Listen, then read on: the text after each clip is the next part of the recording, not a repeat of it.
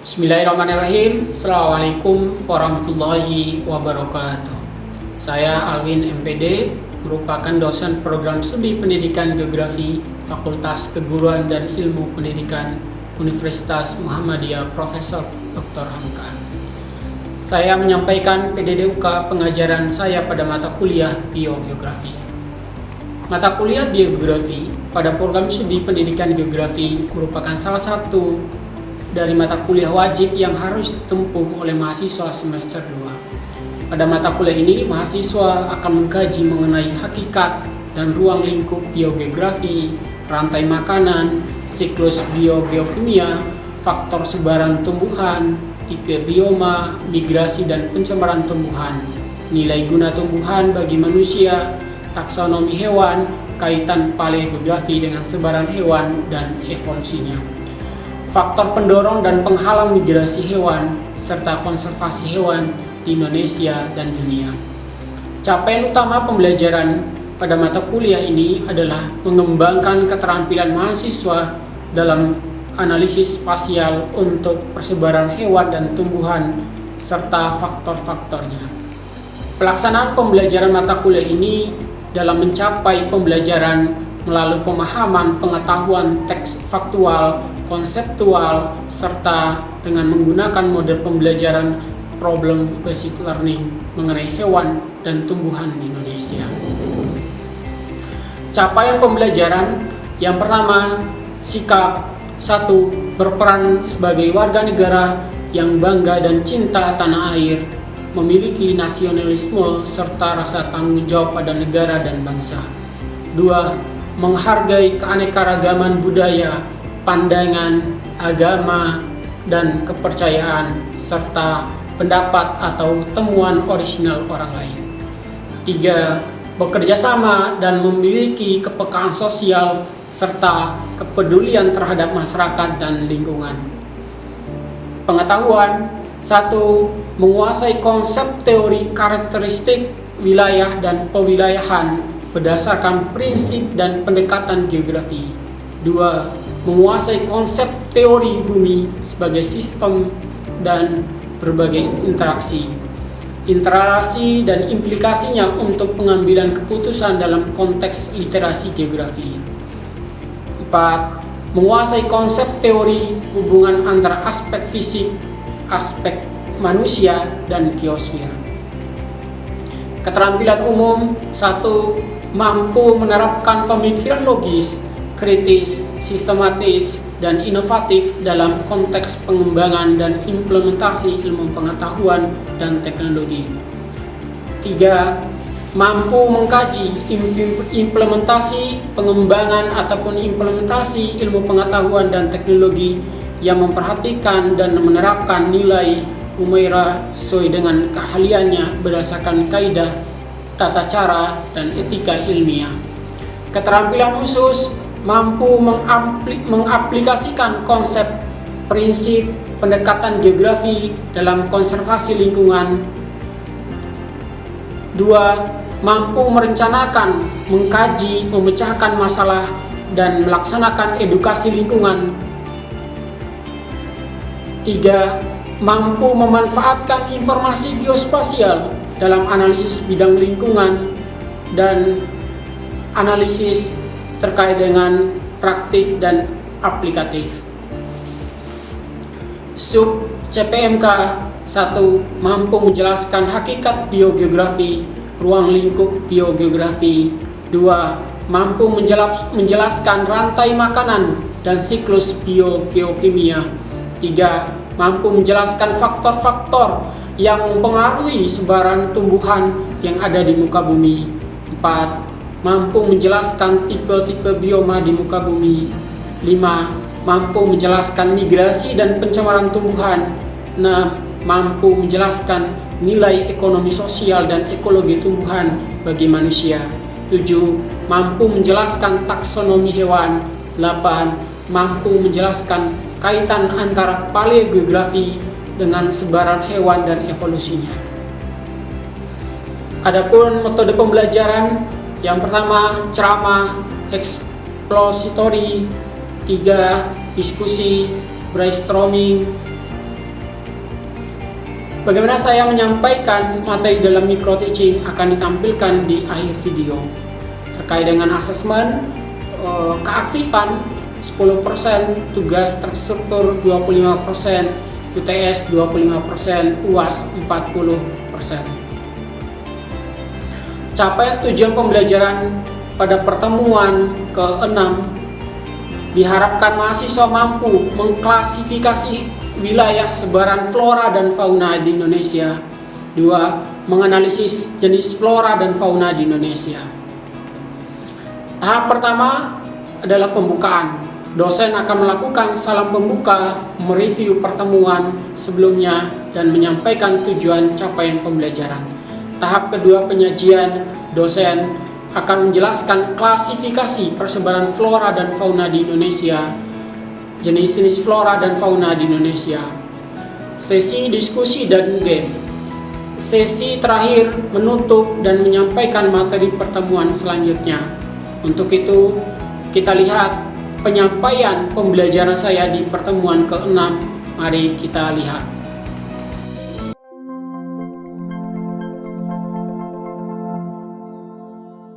Bismillahirrahmanirrahim. Assalamualaikum warahmatullahi wabarakatuh. Waalaikumsalam warahmatullahi wabarakatuh. Apa kabar semuanya? Alhamdulillah baik, Pak. Ya, alhamdulillah kita sehat semua ya. Hari ini hadir semua? Hadir. Alhamdulillah. Baik, terima kasih teman-teman sudah hadir di ruang kelas ini dalam rangka perkuliahan mata kuliah biogeografi. Hari ini di pertemuan ke-6 teman-teman kita bicara terkait dengan persebaran flora dan fauna di Indonesia.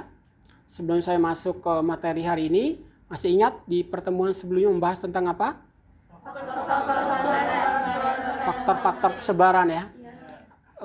Coba Sri, apa saja sih faktor-faktor yang mempengaruhi persebaran flora dan fauna itu? Ya, ada dua Pak. Yang pertama dari biotik dan juga abiotik. Ya, ada unsur biotik dan unsur abiotik. Oke. Baik teman-teman, di pertemuan kita hari ini adalah terkait dengan CPMK-nya mampu menjelaskan faktor-faktor yang mempengaruhi sebaran flora dan fauna di muka bumi. Kemudian di tujuan pembelajaran adalah mampu mengklasifikasi wilayah persebaran flora dan fauna di Indonesia. Yang di dalamnya nanti ada terkait dengan ciri-cirinya di Indonesia bagian barat, Indonesia bagian tengah, ataupun Indonesia bagian timur. Ini wilayah persebaran flora dan fauna di Indonesia. Terbagi menjadi 3 wilayah. Ya, ada wilayah paparan Sunda. Ya, paparan Sunda itu istilah lain adalah wilayah Asiatis ataupun wilayah Indonesia bagian barat. Ya, kemudian wilayah yang kedua adalah wilayah peralihan. Istilah lain dari peralihan adalah Indonesia bagian tengah, ya, ataupun wilayah peralihan di sini. Kemudian di wilayah yang ketiga adalah Indonesia bagian timur, ataupun istilah lain adalah Australiatis, ya, ini ataupun disebutnya paparan Sahul. Baik teman-teman, kita lanjut ke persebaran fauna di Indonesia.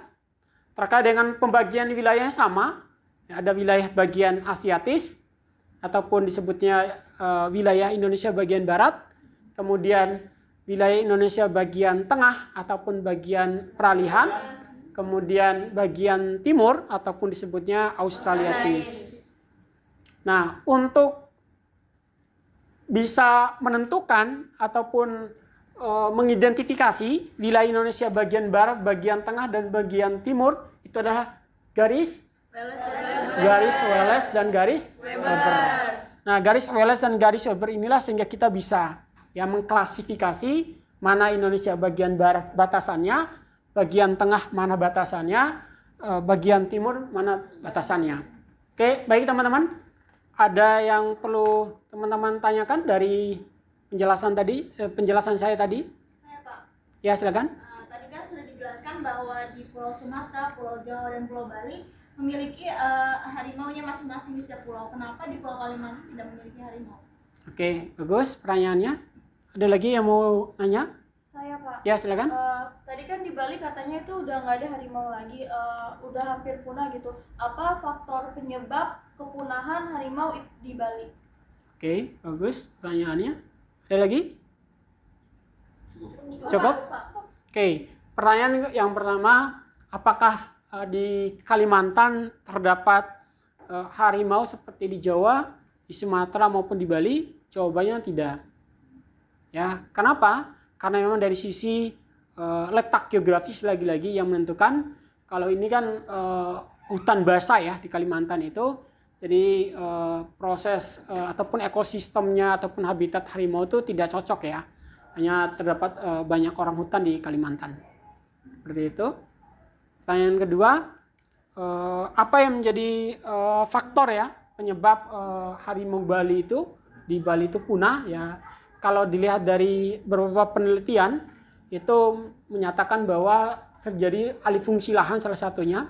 Kemudian populasi di Bali itu kan sangat tinggi sekali ya, padat ya. Itu menjadi salah satu faktor sehingga alih fungsi lahan tadi yang awalnya dataran tinggi, kemudian hutan dan sebagainya itu dibabat dan dijadikan objek wisata. Gitu. Ada lagi? Cukup? Oke, pertanyaan saya, ya, kenapa garis Wellens dan garis Wilber ini adanya di daerah perairan? Kenapa tidak ada di daerah daratan? Mungkin karena Indonesia lautan luas, Pak. Karena Indonesia lautnya luas ataupun negara maritim. Oke, bagus. Ada lagi? Mungkin Silakan. agar tidak membelah bagian pulaunya gitu, jadi pas di perairannya dikasih garisnya. Oke, bagus, supaya tidak membelah daratannya. Jadi disepakati ya di wilayah perairan. Oke, ada? Oh ini Pak, mungkin pembatasan paling mudah untuk dibatasi itu dari perairan. Wilayah perairan. Oke, ada lagi? Cukup ya. Ya, jawaban dari teman-teman sangat bagus. Jadi mewakili ya jawabannya kenapa disepakati si Welles dan si Wilber ini mengambil wilayah perairan. Tadi yang seperti yang saya sampaikan, jadi yang membatasi terjadinya migrasi suatu hewan ya itu adalah perairan. Jadi kalau seandainya di sini ataupun di sini kan sangat mudah proses pemindahan hewan itu, nggak susah diklasifikasi. Apakah anoa ini masuk wilayah bagian tengah atau bagian timur gitu, ataupun bagian barat. Nah, untuk membatasi terjadinya migrasi secara langsung tadi, maka disepakati wilayah perairan. Seperti itu. Nah, ini ciri-cirinya, karakteristik setiap wilayah. Kalau wilayah Asiatis itu hewannya menyusui dan berbadan besar. Ya, ada juga yang kecil, tapi keywordnya, kata kuncinya menyusui. Gitu. Kemudian tidak terdapat hewan berkantung seperti kanguru. Ya, kalau di sini di Asiatisnya tidak berkantong, kalau di Australiatisnya berkantong dia. Itu menjadi pembedanya. Kemudian terdapat berbagai jenis kera atau monyet ya. Kera kalau di sini tidak terdapat. Itu menjadi pembedanya, karakteristiknya. Kemudian jenis burungnya berwarnanya sedikit. Ya, kalau di Australiatis itu banyak. Ya, unik di situnya, uniknya di situ warna-warni sangat banyak. Kemudian terdapat berbagai jenis kucing liar. Ya. Kalau di sini tidak terdapat. Kemudian jenis ikan tawarnya banyak. Kalau di sini ikan tawarnya sedikit. Karena ini lebih banyak wilayah lautnya dibandingkan air tawarnya. Baik teman-teman, materi kita sudah selesai. Selanjutnya adalah permainan game. Gamenya terkait dengan flora dan fauna. Di sini saya ada peta ya, peta Indonesia, kemudian sudah diklasifikasi berdasarkan wilayah. Di sini ada gambar flora dan fauna. Karena di sini sudah dua kelompok ya, dua kelompok diskusi. Saya kasih berdasarkan kelompok saja. Di sini ada gambar flora dan fauna. Aturan mainnya itu main cepat-cepatan masang, ya, pasang ataupun nempel flora dan fauna di gambar peta ini. Saya kasih waktu diskusi, ya 5 menit ya, untuk mendiskusikan terkait dengan flora dan fauna di tangan teman-teman. Oke, waktunya selesai. Oke, silakan perwakilan dari setiap kelompok untuk maju menempelkan berdasarkan wilayah. Silakan. Udah Pak. Ya, silakan.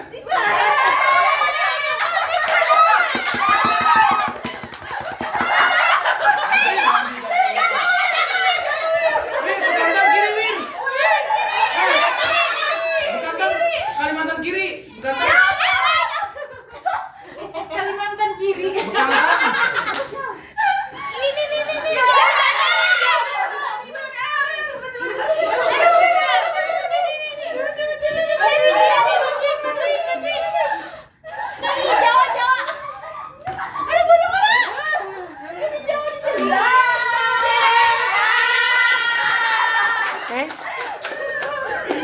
Bagus, yang menang kelompok A. Boleh bantu.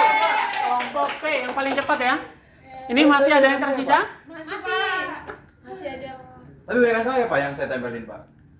Kamu menempelkan berapa jumlahnya? 15 ya? Semuanya berarti? Kita 17 Pak, kita 17. Nempel. Semua tertempel ini masih ada sisa nih. Nah ini berarti lebihannya Pak. Lebihannya. Ya. Oke, baik. Terima kasih teman-teman. Ini kita cek verifikasi satu ya. Apakah sudah sesuai?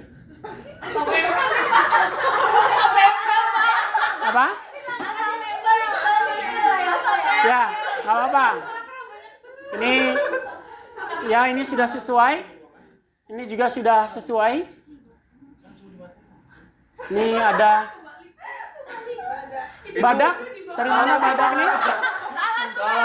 Badak salah ya. Ya. Ini komodo posisinya harus di bawah ya. Ya. Ini nempel ya. Oke, anoa. Ini ada gajah. Jauh banget mainnya. Ya. Jauh banget mainnya. Ini juga sama.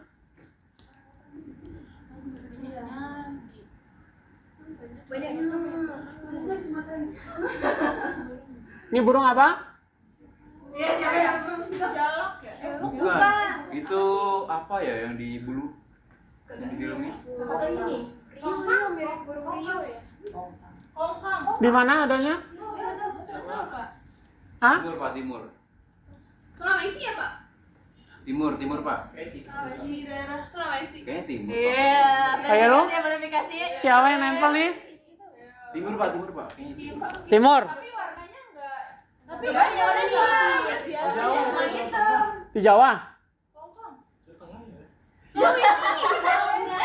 Ya, Jawa juga ada ya. Baik, teman-teman. Dari permainan ini siapa yang bisa menyimpulkan? Oke, saya Pak. Oke, ya, silakan Bira. Izin Pak. Jadi kalau misalnya kita lihat yang sudah ditempelkan sama kelompok 1 sama kelompok 2 itu untuk hewan paling banyak itu berada di wilayah Asia Asiatis Pak. Asiatis. Gitu. Oke, bagus. Ada lagi yang punya pendapat lain? Mungkin dari kelompok sebelah Pak. Kelompok punya sebelah? pendapat lain. Gimana? Ya, silakan. Menambahkan mungkin kalau misalnya di wilayah Australia atau Indonesia bagian timur itu kayak yang digambar itu juga kayak corak burungnya itu lebih beragam, lebih berwarna-warni, dan kalau di wilayah peralihan tuh banyak hewan endemik yang memang tidak ditemukan di wilayah lainnya seperti itu Pak. Oke, sangat bagus. Ada lagi yang lain? Cukup ya. Jadi apa yang teman-teman sampaikan sudah tepat ya, sudah bagus. Jadi kita bisa simpulkan bahwa persebaran flora dan fauna di Indonesia itu punya karakteristik tersendiri berdasarkan wilayahnya. Kalau kita bicara jumlah, itu lebih banyak di wilayah Asiatis ataupun wilayah Indonesia bagian barat. Ya, apa sebabnya? Apa faktornya? Faktor dari sisi geografis mempengaruhi, faktor wilayah, kemudian faktor geologi, geomorfologi juga itu mempengaruhi, suhu dan iklim itu mempengaruhi.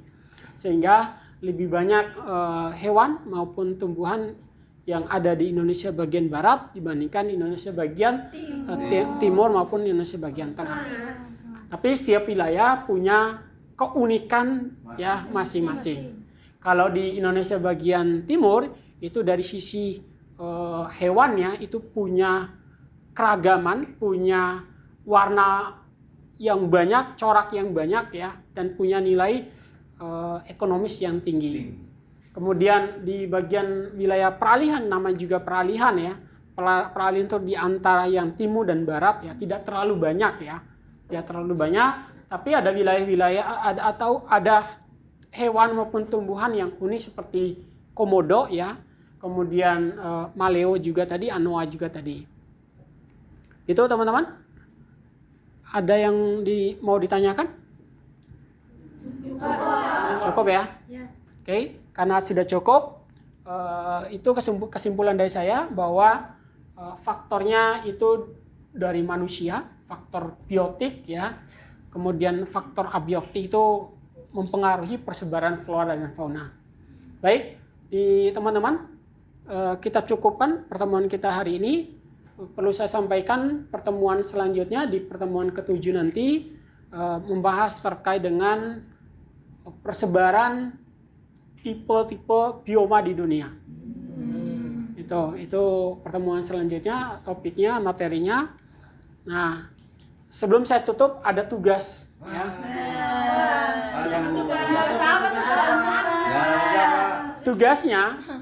Tugasnya adalah mencari jurnal ya. Jurnal terkait dengan persebaran flora dan fauna di negara lain ya, di negara lain. Kemudian nanti dari jurnal itu kalian membandingkan dengan flora dan fauna di Indonesia dari sisi jumlah, dari sisi jumlah spesiesnya, dari sisi keanekaragamannya lebih banyak mana ya, dan kemudian dituliskan faktor-faktornya. Oke, jelas teman-teman tugasnya? Jelas ya. Oke, baik. Kita akhiri pertemuan kita hari ini dengan sama-sama membaca hamdalah. Alhamdulillahirobbilalamin. Terima kasih. Mohon maaf. Kurang lebihnya saya mohon maaf. Assalamualaikum warahmatullahi wabarakatuh. Waalaikumsalam warahmatullahi wabarakatuh.